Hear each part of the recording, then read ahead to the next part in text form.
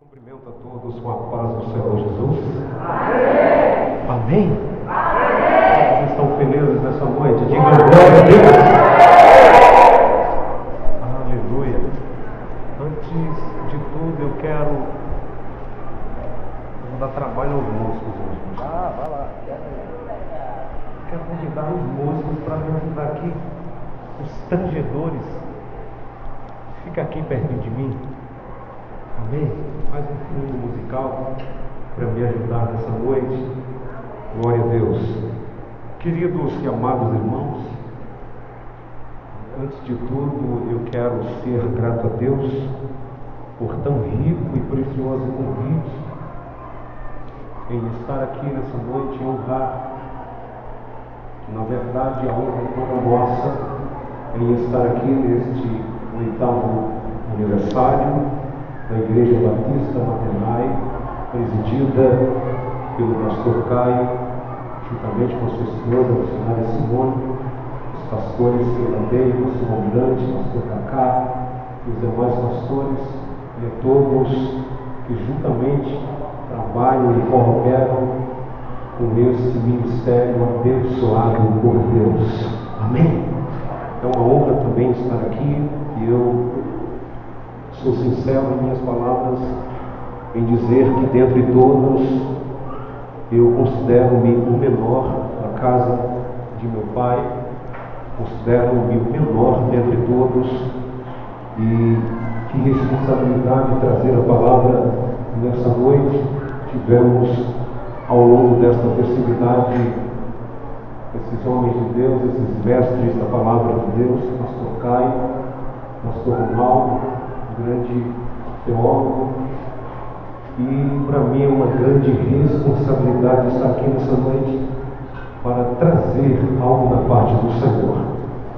Também quero nessa noite agradecer a Deus a vida das pessoas que nos acompanharam, que cooperam e congregam conosco. Está ali a missionária Eva Pontes, casal, irmão Giovanni e irmã Sirlene. Deus abençoe também o João Carlos, deve estar aqui juntamente com Jéssica. Deus abençoe e conosco também os meus 2 filhos. Amém? Glória a Deus. Sou pai de 4 filhos que são bênção de Deus. Amém? Amém? Amém. Aleluia! Amados, eu quero nessa noite não trazer uma palavra diferente, nem tampouco diferenciada das demais, mas eu quero compartilhar 2 textos da palavra de Deus. Eu gostaria que você abrisse a sua Bíblia no Evangelho segundo escreveu Mateus. A última vez que nós estivemos aqui, nós trouxemos uma palavra que estava baseada em Mateus, falando sobre as 5 etapas da vida de Jesus. E eu quero compartilhar algo da parte de Deus essa noite. Se encontram 2 referências bíblicas no livro de Mateus. Amém? O Evangelho segundo escreveu Mateus capítulo 16. Praticamente o mesmo texto que nós lemos, nós iremos parafrasear com outro texto. À medida que você encontrar em reverência, não a mim, mas a palavra de Deus, nossa, de pé. Capítulo 16 do Evangelho de Mateus, versículos 16 até o versículo 18. Glória a Deus. Quem encontrou, diga amém. Amém. Quem não encontrou, misericórdia. Aleluia. A palavra de Deus diz assim: e Simão Pedro respondendo disse: Tu és o Cristo, o Filho do Deus vivo. E Jesus respondendo disse-lhe: Bem-aventurado és tu, Simão Barjonas, porque não foi a carne e sangue que te revelou, mas meu Pai que está nos céus. Pois também eu te digo que tu és Pedro, e sobre esta pedra edificarei a minha igreja, e as portas do inferno não prevalecerão contra ela. O versículo 19, para termos um fechamento dessa leitura de início, diz: e te darei as chaves do reino dos céus, e tudo o que ligares na terra será ligado nos céus, e tudo o que desligares na terra será desligado nos céus. Ainda no livro do Evangelho de Mateus, capítulo 25, versículo 6 até o versículo de número 13, a expressão da palavra de Deus diz assim: mas à meia-noite ouviu-se um clamor, aí vem o esposo, saí ao encontro. Então todas aquelas virgens se levantaram e prepararam as suas lâmpadas. E as loucas disseram às prudentes: dai-nos do vosso azeite, porque as nossas lâmpadas se apagam. Mas as prudentes responderam, dizendo: não seja caso que nos falte a nós e a vós, ide antes aos que vendem, comprai-o para vós. E tendo elas ido comprá-lo, chegou o esposo, e assim estavam preparadas, e assim estavam preparadas, e assim estavam preparadas. Entraram com ele para as bodas, e fechou-se a porta. E depois chegaram também as outras virgens, dizendo: Senhor, Senhor, abre-nos a porta. E ele respondendo diz: em verdade vos digo que não conheço. Vigiai, pois, porque não sabeis dia nem a hora em que o Filho do Homem há de vir. Quem pode glorificar a Deus nessa noite? Força, força, que sejamos fortalecidos pelo poder do sangue de Jesus, que sejamos fortalecidos por sua palavra. Podem sentar, queridos. Queridos e amados irmãos, trago-vos nesta noite uma palavra dentre as expressões conhecidas da igreja, conhecidas da grande maioria do povo de Deus, embora escrita e descrita por este primeiro evangelho, o Evangelho de Mateus, que traz em sua referência um dos 12 apóstolos de Jesus, e que de fato deixou tudo para seguir Jesus.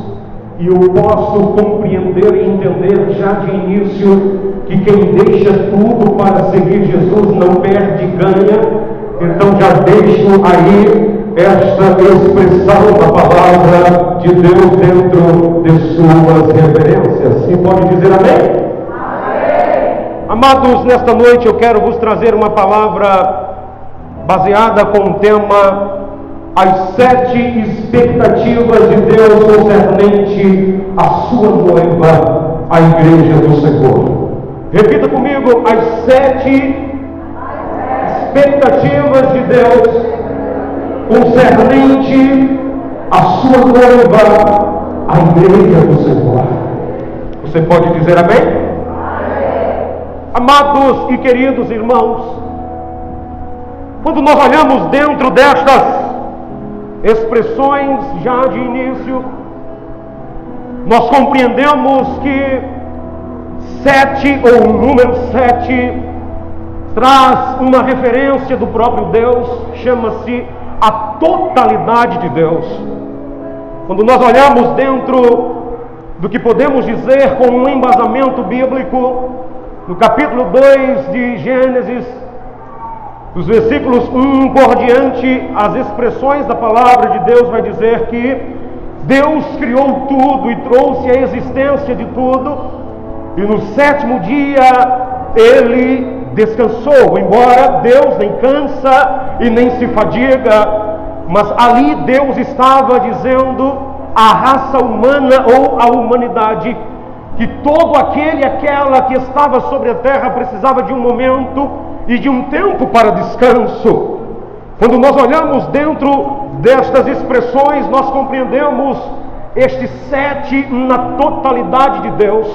Ele que é Pai, Filho e Espírito Santo, que traz o sentido de 3, o Deus que é triuno, mas no complemento, o Deus que une os céus com a terra, os 4 pontos cardeais, norte, sul, leste e oeste, traz a plenitude da totalidade de Deus. Quem pode dizer amém?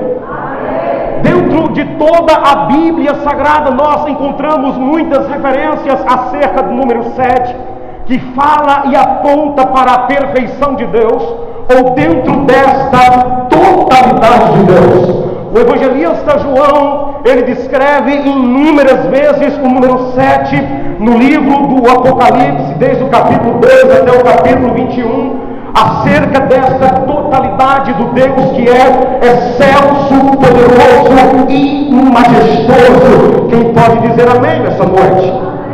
Ora, quando nós falamos de expectativas, de fato, expectativa é um substantivo feminino que aponta para a situação daquilo que se espera, ou algo que traz a probabilidade de uma ocorrência sobre um determinado momento ao que se vai ou ao que se prometeu. Mas dentro desta espera eu já posso entender e compreender que todos nós herdamos algo da parte de Deus.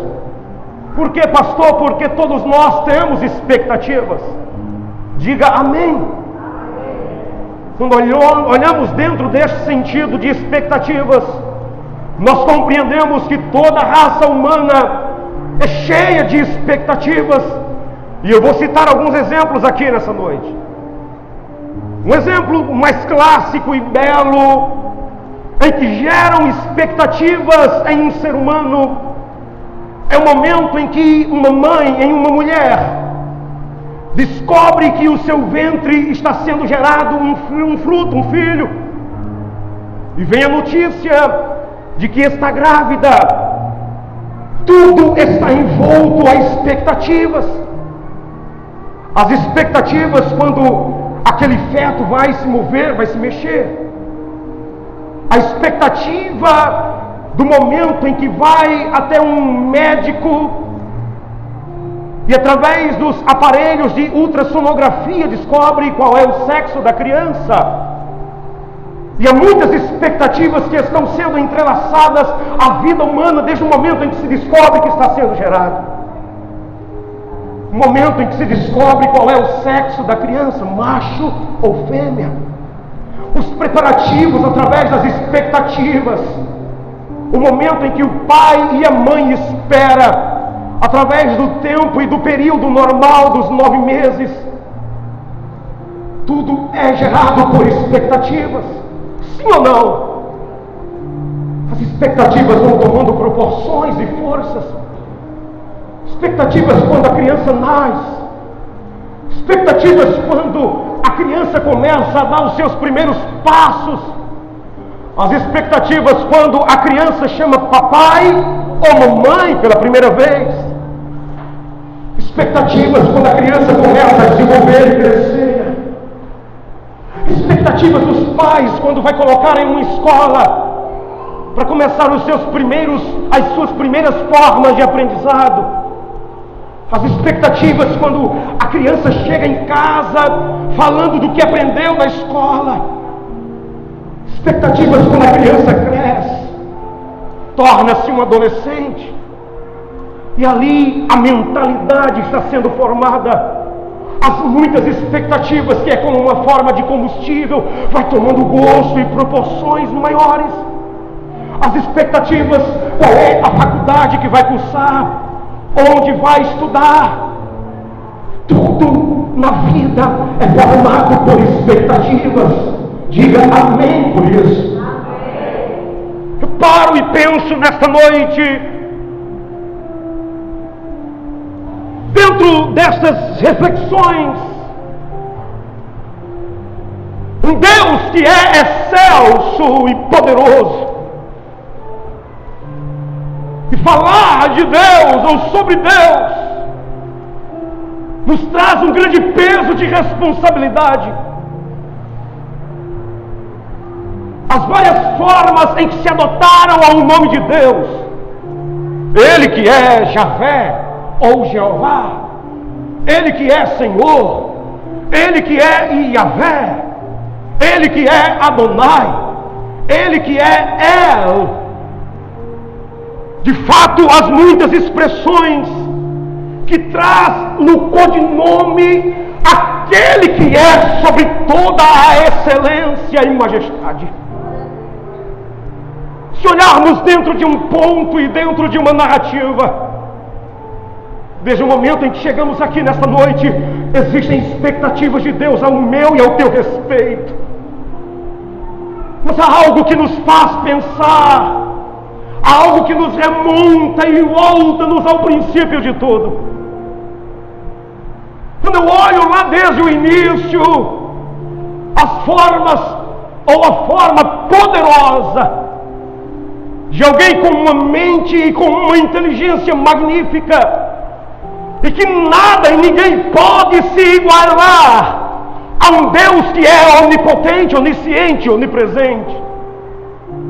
Ele que uma certa feita, Ele decide recriar o universo, e dentro deste momento de início Ele cria tudo.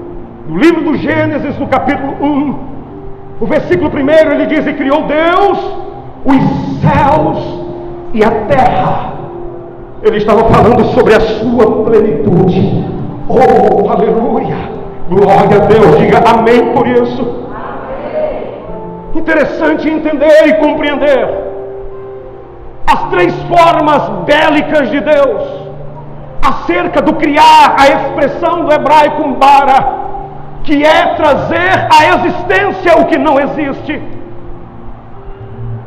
fazer aparecer aquilo que não foi mostrado ainda.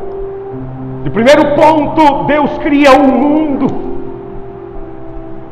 A segunda forma em que Deus traz à existência e o criar, Ele cria os mundos vegetais e animais.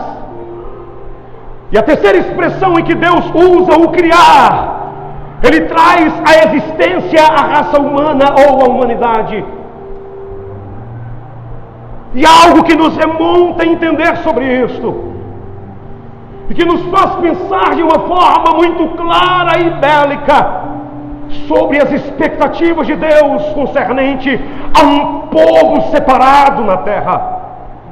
Quando nós olhamos a expressão do livro de Hebreus, no capítulo 11, o versículo 3, quanto o que diz: pela fé entendemos que os mundos pela palavra de Deus foram criados, de maneira que aquilo que se vê não foi feito do que é aparente. Deus estava trazendo à existência o que não existia. Deus cria um mundo e traz um mundo perfeito. Mas à frente Deus traz o mundo vegetal e o mundo animal, que não existia, Ele cria.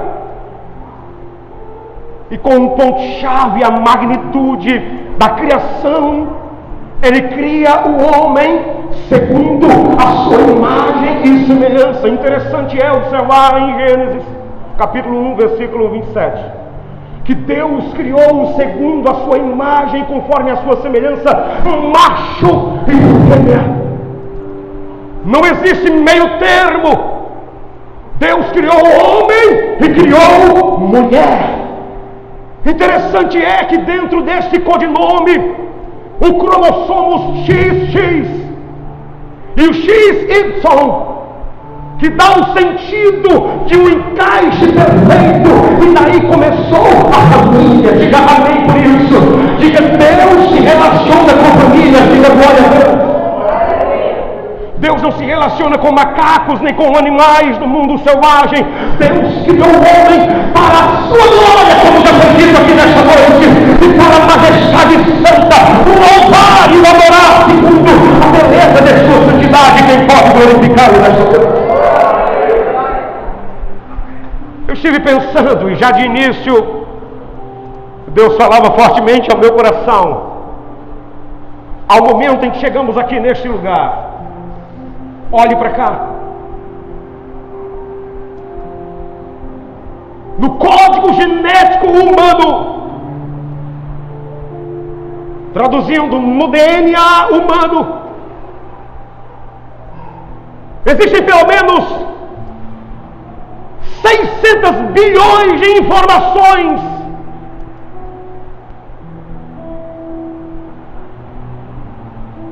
os maiores meios modernos, pelos meios científicos, para tentar decifrar o DNA humano, descobriu que existem duas torres. Ambos é o complemento uma da outra. As duas torres que fazem paralelo traz a genética do macho e da fêmea. Entre elas existem pontes. E foi descoberto 4 agrupamentos de pontes sobre o DNA humano. Está codificado sobre este agrupamento 10, 5, 6, 5, e se repete, se repete, se repete. Os cientistas foram estudar e pesquisar acerca disso. Foram para os matemáticos, foram para um meio de informação e descobriram que o idioma mais antigo do universo é o hebraico. É o idioma em que a Bíblia, o Antigo Testamento, foi escrito. E há uma codificação no hebraico, em que as letras são representadas por números. Escuta essa palavra aqui. E quando foram para esta ordem de números, descobriram sobre a genética humana 10, que quer dizer inútil. 5, um rei. 6, Paulo. 5, rei. E eles traduziram. A expressão quer dizer Iavé. Os cientistas foram de um lado para o outro. Os matemáticos disseram: a probabilidade de isso acontecer é zero, não existe. Reuniram-se com um grupo de cientistas de alto nível e chegaram a uma conclusão: que no DNA humano existe uma assinatura de Deus. O nome Iavé quer dizer Deus. Quem pode glorificar a Deus aqui nesta noite? Quem pode glorificar aqui nesta noite? No teu DNA tem a assinatura de Deus. Você não entendeu?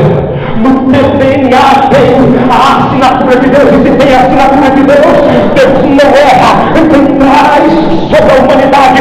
Escuta aqui nesta noite, Deus tem expectativas ao teu respeito, rapaz. Ao longo da história,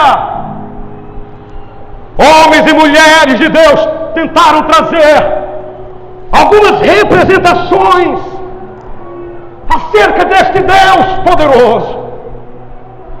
Quem é este Deus? Se você abrir a sua Bíblia lá no livro de Ezequiel, capítulo 48, versículo 35, a expressão vai dizer: o Senhor está presente. Em outras expressões, como o original do hebraico diz, Iavé Samar, o Senhor que está presente aqui nesta noite.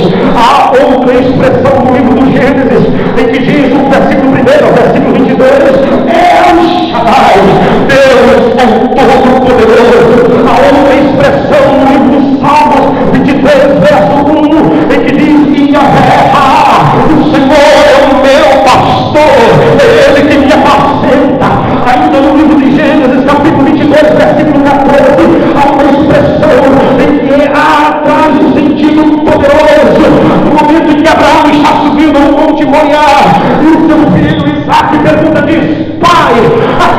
o cutelo, aqui está o fogo, aqui está a linha, onde está o cordeiro? Abraão, com muita fé, usa uma expressão que eterniza em toda a Bíblia Sagrada, e ele diz: minha fé é de Deus proverá. Engano Deus que promete nesta noite, levante a mão, o Senhor proverá. O livro de Jeremias, capítulo 23, verso 6, a expressão em que se diz aqui: Yahvé Tzitkenu, Deus justiça nossa, Deus fará justiça por tua causa, calma.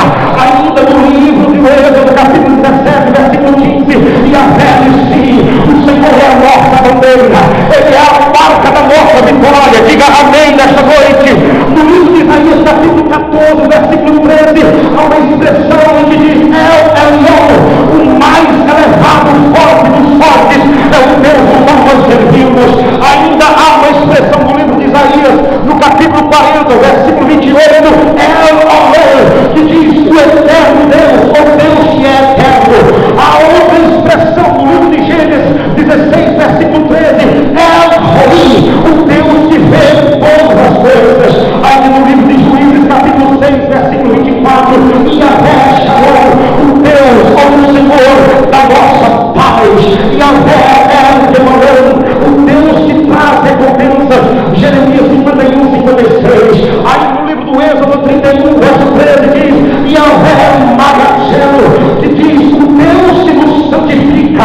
É Ele que santifica a sua igreja, é Ele que santifica a sua obra, é Ele que santifica homens e mulheres para o seu trabalho, para fazer conforme a sua vontade. Há uma expressão ainda no livro de Ezequiel 7, verso 9,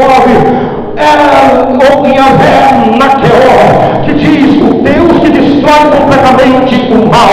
Deus, nessa noite, eu creio que está destruindo todo o mal contra a tua vida, contra a tua casa, contra a tua família. Nada poderá deter a obra santa que Ele já começou. Tu és o povo erguido e escolhido por Deus. Diga amém. Livro de 1 Samuel, capítulo 1, versículo 3, Yahvé Sabaote, que diz: o Senhor dos exércitos é o nosso Deus. Interessante compreender acerca destas expressões, acerca de um Deus que é majestoso e excelso, de um Deus que para tudo e todas as coisas, para olhar para o seu povo na terra, de um Deus que tem expectativas para com a sua igreja.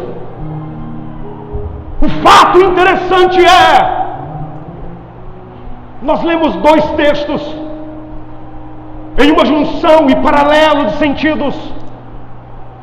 O primeiro texto que nós lemos em Mateus, do capítulo 16, o verso 16 até o versículo 19, nos traz a referência e a revelação de quem estava ali com os discípulos. De antemão houve uma pergunta de Jesus para os discípulos: quem dizem os homens que eu sou? E uns discípulos disseram: olha, uns dizem que tu és o João Batista, outros dizem que tu és o Elias, outros dizem que tu és um profeta. O versículo 16 do capítulo 16 de Mateus, Pedro se levanta e diz: tu és o Cristo, o Filho do Deus vivo. Jesus olha para Pedro e diz: olha, Pedro, não foi a carne nem o sangue que te revelou, mas o meu Pai que está nos céus. Ei, Pedro, ou Simão Bar-Jonas, Simão, filho de Jonas, tu não se chamarás mais Pedro, e sim pedra. E sobre essa pedra, eu, o Senhor, edificarei a minha igreja, e as portas do inferno não prevalecerão contra ela. O interessante é, Deus estava ali inaugurando a sua igreja, através de Jesus, aquele que era, aquele que é, aquele que há de vir, aquele que tem as chaves da morte e do inferno, aquele que é o Todo-Poderoso. Quando nós usamos as expressões de Deus, ou da criação de Deus, Ele estava lá. O que diz o livro do João, o Evangelho de João, capítulo 1, versículo 1. No princípio era o Verbo, e o Verbo estava com Deus, e o Verbo era Deus. Ele estava no começo, no início de tudo. Ele já sabia o plano vindouro da salvação para toda a raça humana. Ele já estava contemplando a sua igreja triunfante e vitoriosa. E eu posso entender e compreender que Deus não está atento para a grande massa, para a grande multidão. Deus não se encanta com multidões, mas o que atrai o coração de Deus é um coração sincero, contrito, abatido, disposto a obedecer a sua palavra. Onde está nesta noite uma igreja que está disposta a obedecer a palavra de Deus.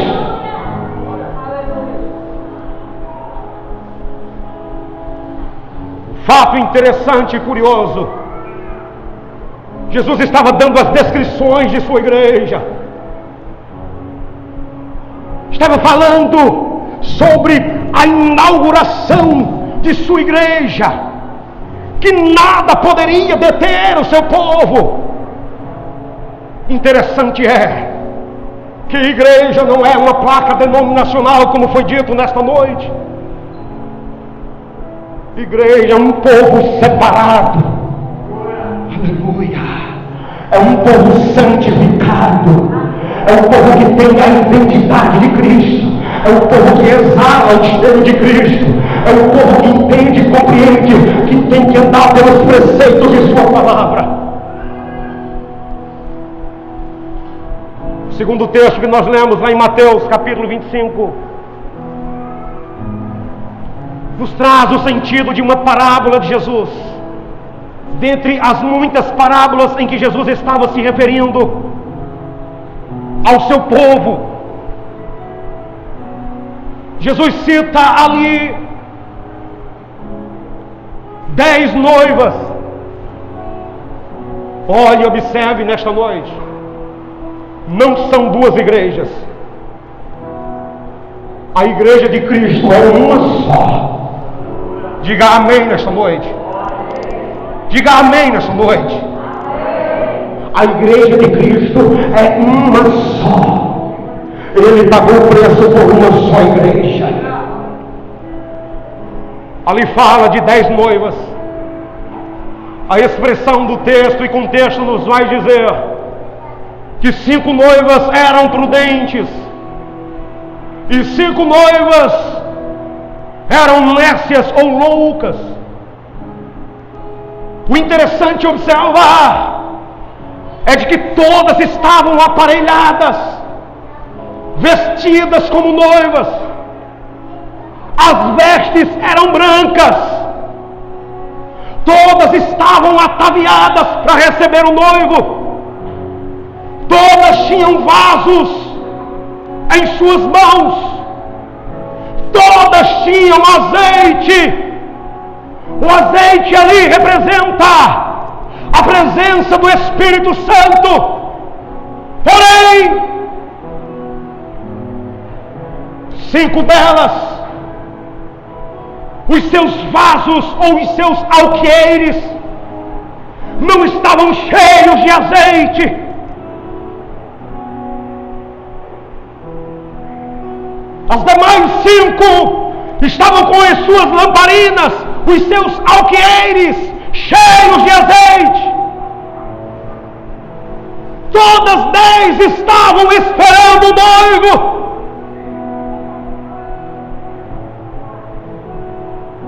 Mas no meio do caminho, meu Deus, todas 10 dormiram. Todas 10 dormiram. Adormeceram.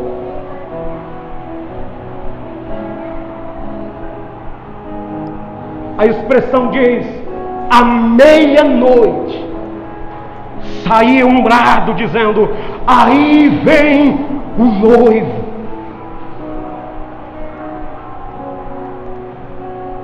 As 5 loucas, ou as 5 noivas loucas, nécias, quando olharam para os seus candelabros,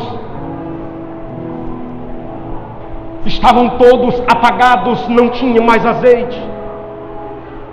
As 5 prudentes tinham azeite. Sabe o que é que Deus está falando aqui, hein? Através de sua palavra? Que ainda que o tempo de apostasia chegue, ainda que os dias em que Paulo cita lá na segunda epístola de Timóteo, capítulo 4, os dias sombrios e negros de apostasia cheguem, ainda que muitos venham a dormir, tem um povo que está atento, tem um povo que não se dobra. Onde está esse povo nesta noite? Onde está esse povo nesta noite? Aí o Espírito Santo de Deus vem e diz: filho, cita para a minha igreja que eu tenho 7 expectativas para este povo que não dorme. A primeira expectativa de Deus para a sua igreja, concernente à sua noiva, fé. De início de tudo, quando nós olhamos as expressões de Hebreus, capítulo 11, versículo 6, diz que de fato, sem fé é impossível agradar a Deus. Portanto, é necessário que aquele que se aproxima de Deus creia que Ele existe e que Ele, aleluia, e que se torna galardoador do que os buscam. Ei! Temos fé em muitas coisas, acreditamos em muitas coisas. Isto fala da fé natural.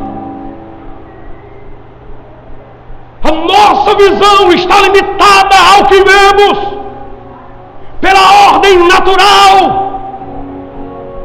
A igreja do Senhor marcha na contramão da lógica humana. Oh, você não entendeu? Aleluia, aleluia. O que Deus te prometeu, que ainda seja impossível aos seus olhos, creia que vai acontecer. Aleluia. Deus está liberando essa palavra nessa noite. Você está dizendo: eu não consigo entender.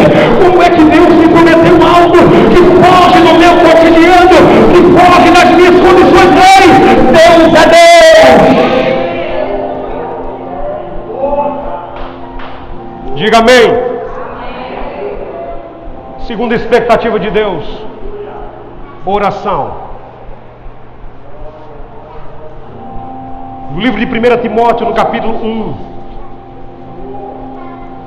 capítulo 2, versículo 1 ao 4 diz: antes de tudo, pois, exorto que se use a prática de súplicas, orações, intercessões, ações de graças em favor de toda a humanidade, em favor das autoridades e de todos que são investidos de poder, para que vivamos vida tranquila e mansa, com toda a piedade e respeito.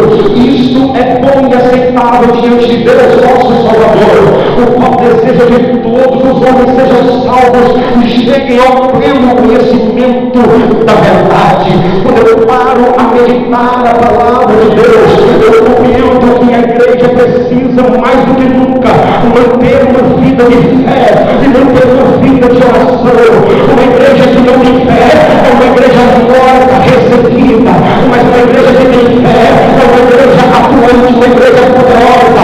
Mas quando a igreja une fé, mais oração, nada pode parar, nada pode parar, nada pode parar. A igreja precisa, como nunca, abastecer os seus candeeiros de fé e de oração. Mas não somente disso, a igreja precisa da terceira expectativa de Deus. A igreja precisa de santidade. A palavra de Deus diz em Eclesiastes capítulo 9, versículo 6: segui a paz com todos e a santificação, sem a qual ninguém verá o Senhor. Oh, aleluia! No livro de Hebreus, no capítulo 12, versículo 14, a palavra de Deus diz: em todo tempo sejam aulas as tuas vestes, e jamais, jamais, jamais falte o óleo sobre a tua cabeça. Quem pode dizer amém?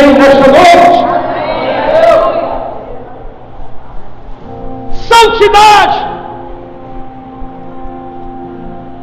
Muitas vezes nós somos taxados como loucos. Já não se prega mais nos púlpitos por aí afora a santidade. Quando nós falamos sobre santidade, parece que as pessoas tomam um choque. Vivemos e podemos traduzir a esta geração que nós estamos vivenciando, a geração do mimimi. Quando falamos acerca de uma igreja santa, e é o que Deus quer de mim e de você, uma igreja separada do mundo, isso me faz lembrar, oh aleluia, a voz do Espírito Santo. Isso nos faz voltar um pouco o tempo. Eu me recordo de minha infância na igreja, onde não tinha salinha de criança, onde não existiam entretenimentos na igreja, onde se louvavam os louvores da harpa cristã, ou do cantor cristão. Eu me recordo de um tempo, escuta porque Deus está falando aqui nessa noite,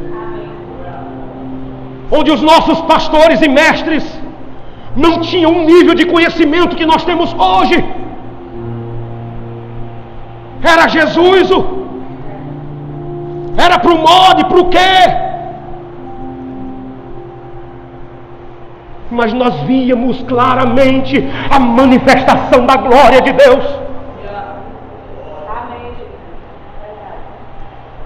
Raramente um culto para Jesus não mover a graça e a glória dele, batismos com o Espírito Santo, renovo, curas.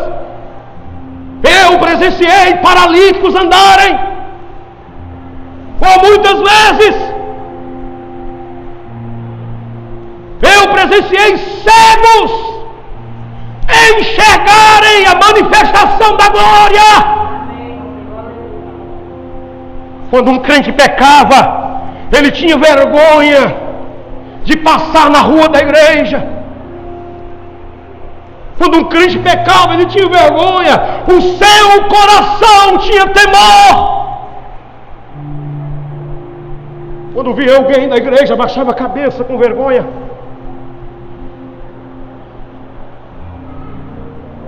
A voz do Espírito Santo de Deus bradava no meio do seu povo, e havia equilíbrio. Oh, aleluia, aleluia. O Espírito Santo de Deus dizia: a minha igreja está equilibrada.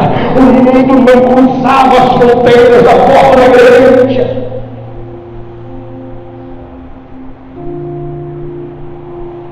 Passou o tempo.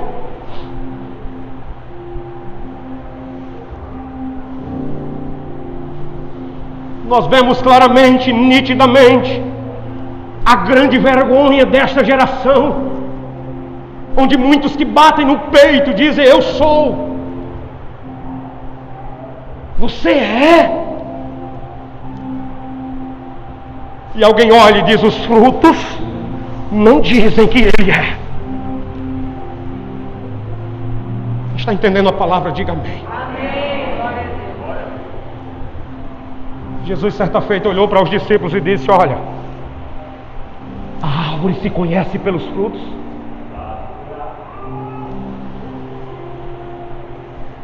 O Espírito Santo de Deus me levou a tentar compreender o que Jesus estava dizendo. Todos nós conhecemos uma árvore fora da estação de produzir frutos pelas folhas, sim ou não? Nos encantamos pelas folhas. Que árvore linda, que sombra tão boa. Por exemplo, um pé de mangueira ou um pé de manga, que é a mangueira. Olhamos e vemos as folhas, que sombra tão boa. E como é bom repousar depois do almoço embaixo de um pé de mangueira. Chega um momento de produzir frutos. Olha para cá. Você olha e vê os frutos, o cheiro que exala, e tenta passar perto do almoço sem ter comido nada, embaixo de um pé de mangueira, mesmo se você não gostar, mas a sua boca vai salivar e você vai desejar comer uma manga daquela. Jesus estava dizendo: ei, a árvore pode ter folhas, a árvore pode produzir sombra, a árvore pode produzir frutos, mas eu só digo que ela é depois que eu provar o fruto que ela produz. Meu Deus, Deus está falando aqui nessa noite. Nem tudo que aparenta é. Oh, aleluia. Você pode se esconder do seu pastor, você pode se esconder de alguém, mas os olhos do Senhor, o Elohim, Ele está te vendo. E o Espírito Santo de Deus está dizendo através de sua palavra: ei, segui a paz com todos e a santificação, sem a qual ninguém verá o Senhor.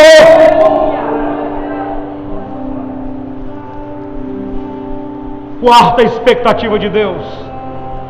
Repita comigo: temor. Temor aqui não é ter medo. Temor gera um senso de submissão, parte de um princípio de obediência. É um entendimento de que alguém olha e diz: este é Senhor sobre mim.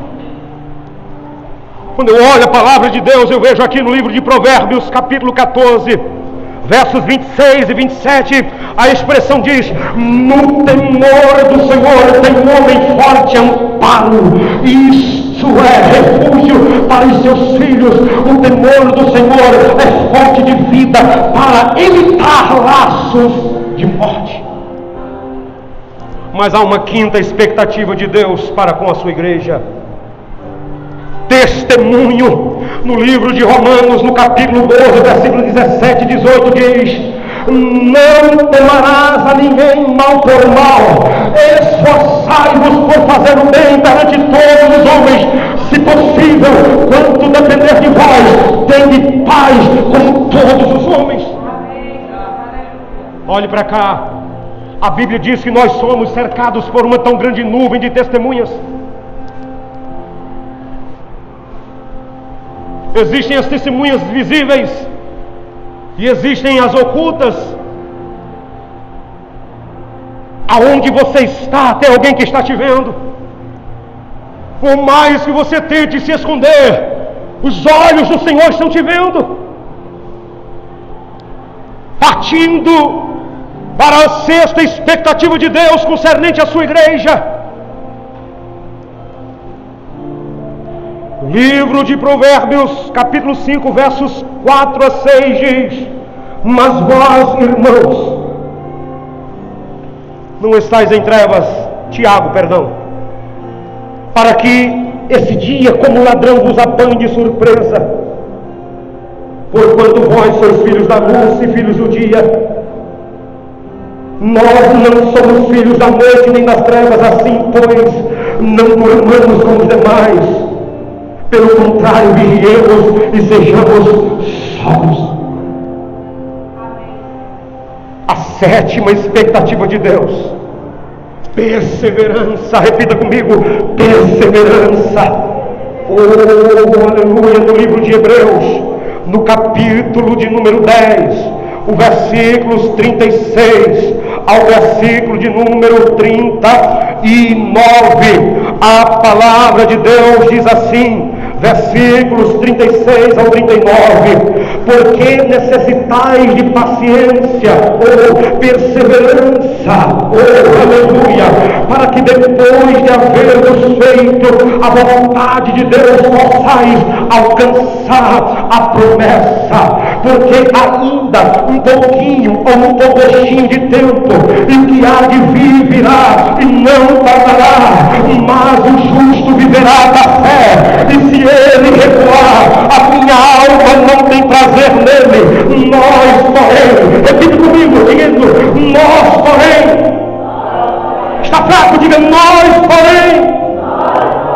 Não somos dos que retrocedem para a perdição. Somos, entretanto, da fé para a conservação da alma. Oh, aleluia, aleluia, aleluia. O Espírito de Deus está aqui nesta noite. Quando eu abro a Bíblia Sagrada, eu posso entender e compreender Deus falando claramente no capítulo 25 de Mateus, versículo 13: vigiai, pois, porque não sabeis o dia nem a hora em que o Filho do Homem há de vir. No capítulo 24 de Mateus, versículo 42, a palavra de Deus diz assim: vigiai, pois, porque não sabeis a hora que há de vir o vosso Senhor. O versículo 44 do capítulo 24 de Mateus diz: por isso estai vós apercebidos, porque o Filho do Homem há de vir a hora em que não penseis. Quantos estão prontos aqui para receber? Quantos estão prontos aqui para receber? Ah, você não entendeu. Quantos estão prontos aqui para receber? Aleluia, aleluia, aleluia, aleluia, aleluia. O Espírito do Senhor está aqui nesta noite. Talvez você não esteja compreendendo o agir de Deus de uma forma sobrenatural, mas existem expectativas de Deus ao teu respeito, existem expectativas de Deus acerca da tua história, existem expectativas de Deus acerca da tua casa, da tua família. O que Deus está falando aqui, em outras palavras, é: não temas, calma. A dor que tu estás enfrentando é apenas momentânea. Vai passar. Diga amém. Vira para alguém que está do teu lado, diga: vai passar. Como boca de Deus, olha para ele, olha para ela, diga: vai passar. Olhe para cá. Chegará um momento em que você não vai mais chorar luto. Quem é que perdeu alguém importante na vida? Todos que aqui estão, eu creio que já perderam alguém, que já chorou a tristeza do luto, que já derramou lágrimas, e somente o bálsamo dos céus desceu e consolou a alma. Isso me faz lembrar de há quase 6 anos atrás, Jesus guardava o meu pai praticamente em meus braços. Há pouco mais de um ano, estávamos em um culto onde a glória de Deus foi manifesta, e ao chegarmos em casa, recebemos uma notícia triste, amarga. O meu irmão mais velho tinha acabado de completar 42 anos. Homem de Deus, um testemunho vivo de Deus, exalava o cheiro de Cristo, em pleno vigor e saúde. Durante o dia, passou o dia todo conversando comigo, e sempre dizia para mim: meu irmão, o que eu quero é chegar no céu. Importa que eu perca tudo nessa vida, mas que eu alcance o céu. Tinha mandado para mim um vídeo que falava sobre céu e inferno. Passamos o dia conversando. Ele estava no estado do Pará, vindo já de saída, alegre. Ele sempre foi uma pessoa muito séria, mas os 4 dias que antecederam a sua morte, eu vi ele alegre, semblante alegre, sorridente. O dia em que Jesus o guardou, ele estava alegre, satisfeito.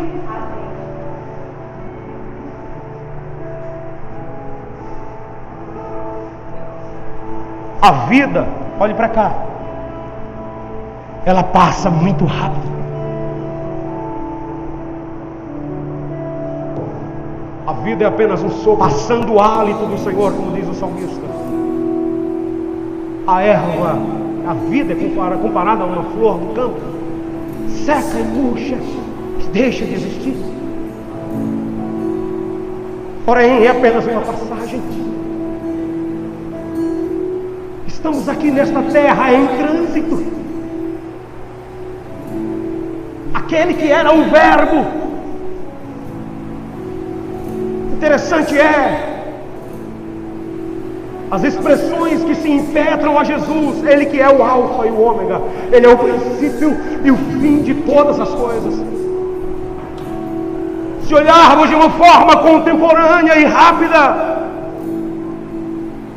podemos ver, entender, enxergar Jesus no começo da nossa história até o final dela. Eu vejo Jesus no começo da história até o final. Se olharmos para a Bíblia Sagrada no livro do Gênesis, Jesus é a semente da mulher. Se olharmos o livro do Êxodo, ele é o Cordeiro Pascual. Se olharmos o livro de Levítico, ele é a santidade da lei. Se olharmos o livro de Números, ele é a coluna de fogo que guiava o povo durante o deserto à noite e a nuvem que cobria durante o dia. Aleluia! Se olharmos o livro de Deuteronômio, Jesus é o profeta semelhante a Moisés. Se olharmos o livro de Josué, ele é o capitão da nossa salvação. Se olharmos o livro de Juízes, ele é o justo juiz. Se olharmos o livro de Ruth, ele é o parente remidor. Se olharmos o livro de 1 e 2 Samuel, ele é o grande profeta, sacerdote e juiz do seu povo. Se olharmos o livro de 1 e 2 Reis, ele é o rei reinante e soberano. Se olharmos o livro de 1 e 2 Crônicas, ele é o grande historiador da nação de Israel. Se olharmos o livro de Esdras, ele é o pregador sobre o fruto de madeira. Se olharmos o livro de Neemias, Jesus é o grande reconstrutor das muralhas caídas. Se olharmos o livro de Esther, ele é o nosso mardoqueiro. Se olharmos o livro de Jó, ele é o redentor que vive e reina para todo sempre. Se olharmos o livro de Salmos, ele é o nosso pastor, aleluia. Se olharmos o livro de Provérbios, ele é a grande sabedoria de Yahvé ou de Jeová. Se olharmos o livro de Eclesiastes, ele é o sábio pregador. No livro de Cantares, ele é o amado esposo da sua igreja. Se olharmos o livro de Isaías, ele é o que tem 5 nomes. Se olharmos o livro de Jeremias, é ele que lamenta o fracasso humano. Se olharmos o livro de Ezequiel, ele é um homem glorioso de 4 faces. Se olharmos o livro de Daniel, ele é o 4º homem da fornalha ardente. Se olharmos o livro de Oséias, ele é um marido fiel da sua igreja. Se olharmos o livro de Joel, ele é a promessa da efusão do Espírito Santo. Se olharmos o livro de Amós, ele é o prumo, ele é o prumo, ele é o prumo no meio da sua igreja. Se olharmos o livro de Obadias, ele é o forte na guerra. Se olharmos o livro de Jonas, ele é o primeiro missionário enviado aos gentios. Se olharmos o livro de Miqueias, ele é o prometido Messias de Israel. No livro de Naum, ele é o Deus zeloso e vingador. Mas no livro de Abacuque, é ele que ativa a sua obra. No livro de Sofonias, Jesus, ele é o Senhor poderoso no meio da igreja. No livro de Ageu, Jesus é a glória da segunda casa. No livro de Zacarias, é ele que traz as marcas nas mãos. Em Malaquias, ele é o sol da justiça. Agora, querido, quando chega em Mateus, diga aleluia. Convido a você a ficar de pé, com permissão do nosso pastor.